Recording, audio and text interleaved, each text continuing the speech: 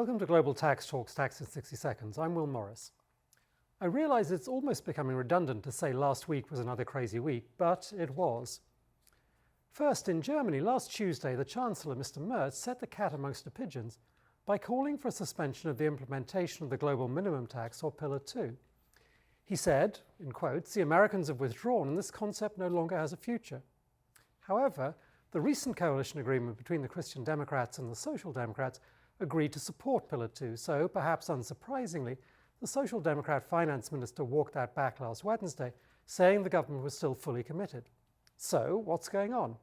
Well, first, the Chancellor had been meeting with Bavarian state politicians, and a number of German states, or Länder, have been opposed to Pillar 2 for some time.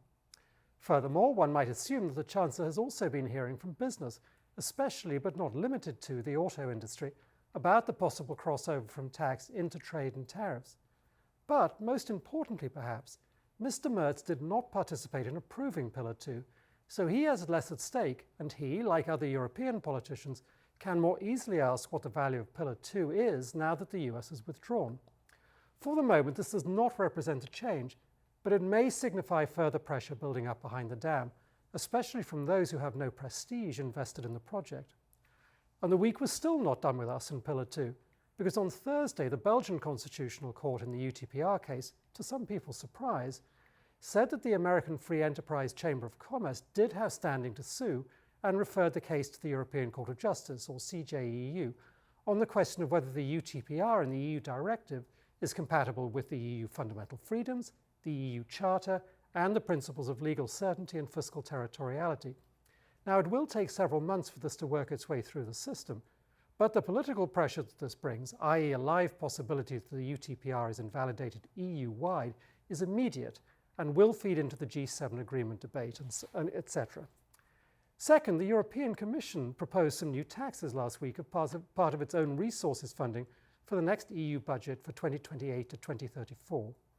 Amongst the proposals was a levy on so-called e-waste, a new tobacco excise tax duty, and, of greatest interest, a lump sum tax on companies with more than 100 million euros of revenue, with tax increasing depending on various turnover brackets. Now, the amounts levied on individual companies would be relatively small, but it's still slightly strange.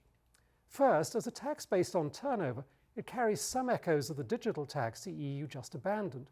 And second, it seems slightly at odds with the announced EU competitiveness agenda to make Europe a more attractive place in which to invest. Even more importantly, however, it went down like a lead balloon in Brussels. Some member states criticized the proposed increase as unacceptable when national governments need to consolidate their budgets, whereas the European Parliament didn't like it because they felt the budget means a spending freeze instead of an increase, mainly due to repayments of next-generation EU debt. We can expect to hear much more about it, but I think this is a very, very long way from adoption. Anyway, thanks for listening, and come back next week so that you stay global tax ready.